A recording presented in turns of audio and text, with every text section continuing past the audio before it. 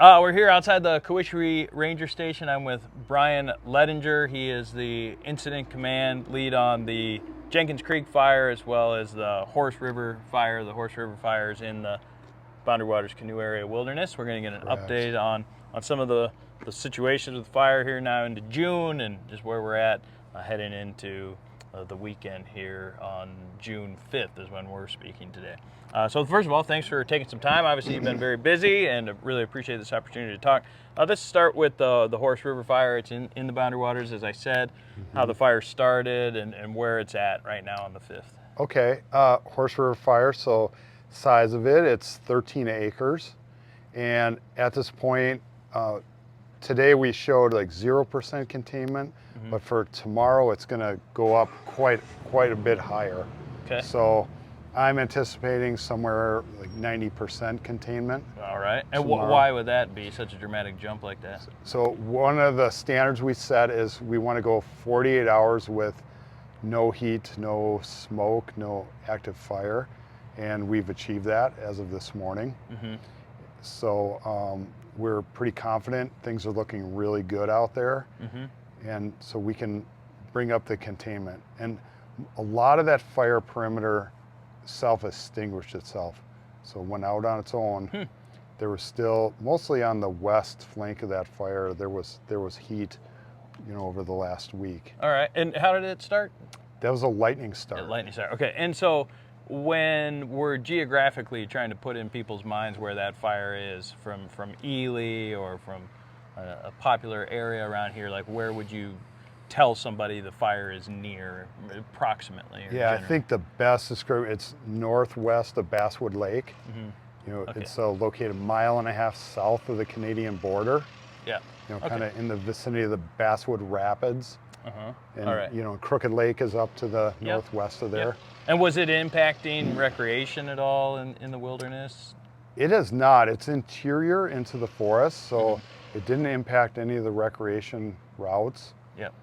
Which that was good. Okay. Yeah. So you said that the fire basically put itself out, it sounds like, or I'm curious about that because there was a press release or a post from Superior National Forest about these advanced units that were brought in, sort of these elite firefighting crews that came in. So tell me what they've been doing out there and where that intersects with sort of this natural playing out of the fire. Right, so just part of the perimeter went out on its own, kind of the east side. I see. It's burning up in the upland forest area, and just like a lot of the forest here, there's a large component of dead balsam from the spruce budworm. Right. Balsam and spruce. It's mixed pine, aspen, birch, kind of typical forest. Very dry right now from dry spring, dry conditions. It was a lightning start. The crews that are in there are wildfire use modules. There's 2 of them. One is from Colorado, and then the higher level crew is from California, from the Mount Shasta area, the Whiskey Town wildfire use team. Okay, and so why were they brought in, these advanced units for a 13-acre fire? I mean, Right, it's not even very correct, big, correct. Well, they're brought in, it's a strategy. They're brought in for that fire, but potentially there could have been others because there was other lightning from that event. And we haven't seen other, I'll take that back. There's 2 other lightning fires started yesterday and today north of there. In the wilderness? They're outside of the wilderness. Okay. But more up towards the Voyageurs National Park, south of the park. So the lightning is still continuing to create fires, but they were brought in for the Horse River Fire. And what makes them interesting crews, they have lots of experience with wildland fire. Almost all of them have been on hotshot crews doing heavy suppression work, but they've also studied they have a lot of knowledge about fire behavior.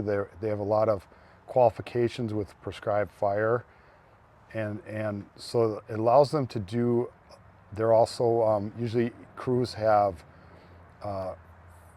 fire effects specialists and field observers, so they have training in just a variety of capacity. They have EMTs on the crews. Okay. And then they have a lot what have of, they been doing out there on this fire? So they've been working after a series of meetings with the forest. It was determined that the best tactic based on the projected and current weather conditions was to directly suppress these fires.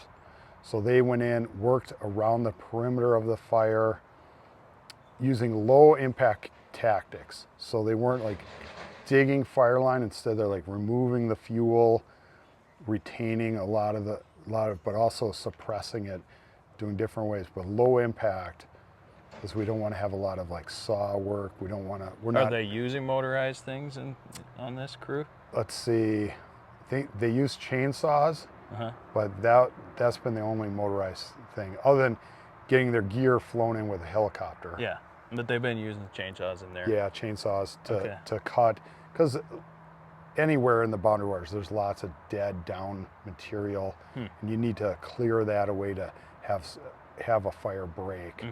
Okay. So yeah. All right, interesting. So did these people know much about canoeing, or did they have to get educated in that capacity? They had to get educated, so they were put through a 4-hour canoeing safety course put on by the local office, and then they were escorted out to the fire with wilderness rangers who have a very high level of canoeing skills. Their job is to be in the wilderness every day. Okay, so it sounds like this fire is going to be largely, 90% contained. Are they going to be coming out of there like on the 6th, 7th, or? They're predicted to come out on Saturday. Yeah. Okay. All right. Yep. And so let's shift to the Jenkins Creek Fire. I mentioned that you're also involved in that as the incident commander, very involved with the fire. Yes. That was a national news story. That was a major fire here in Minnesota earlier in May, and went on for a while. I mean, lots of media coverage, not just even in Minnesota, beyond national news, like I said.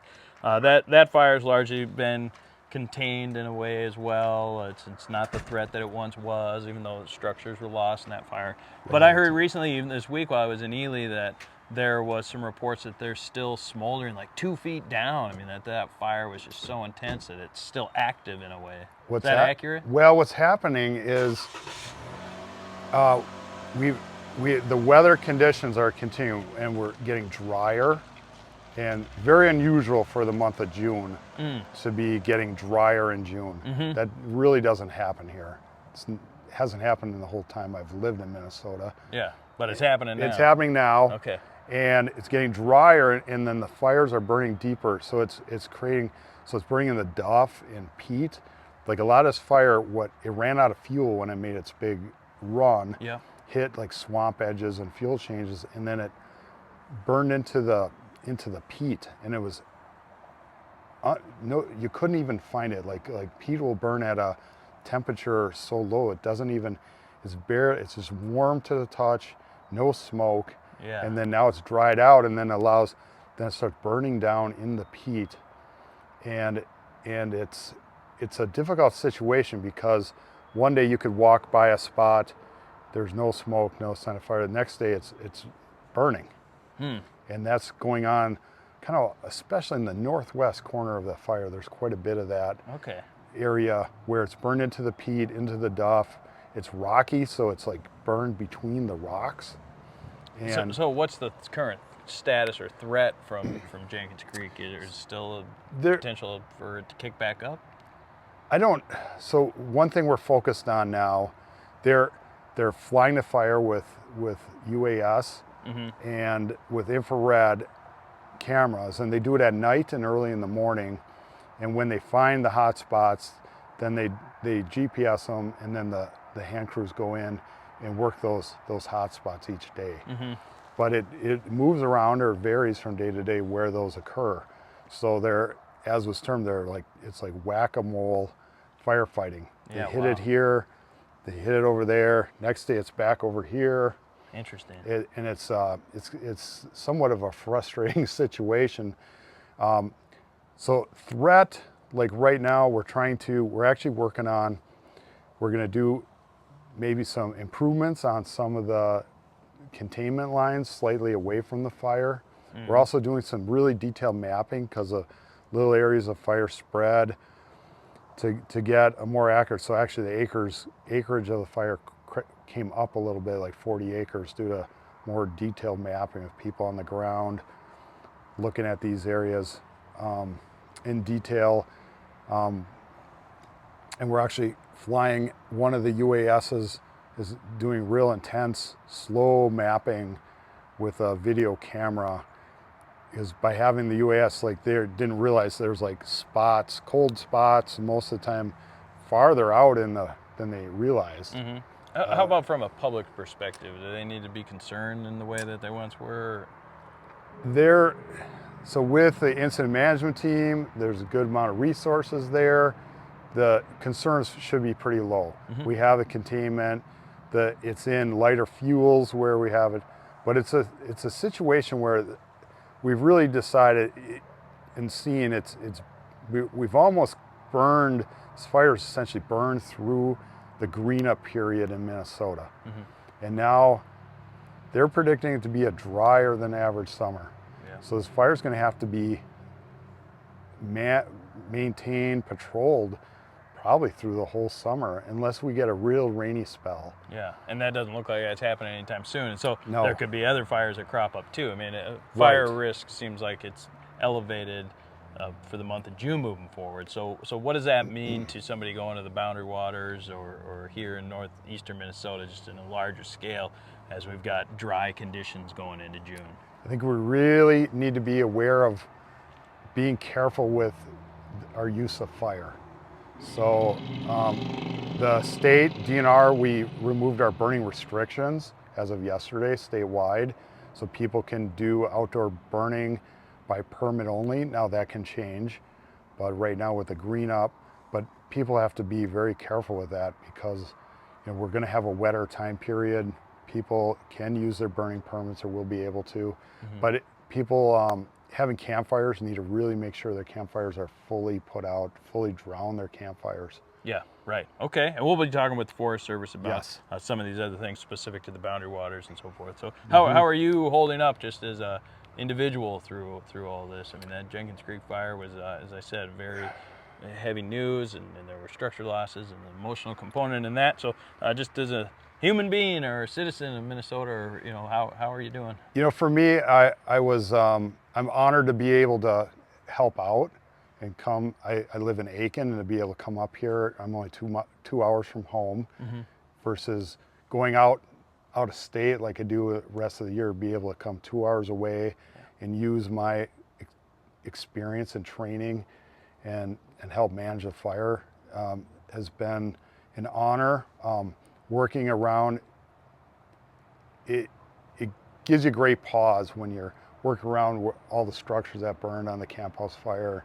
I spent 2 weeks down there, and it has an impact on you. Yeah. But I'm holding up really good. I'm surrounded by really excellent people.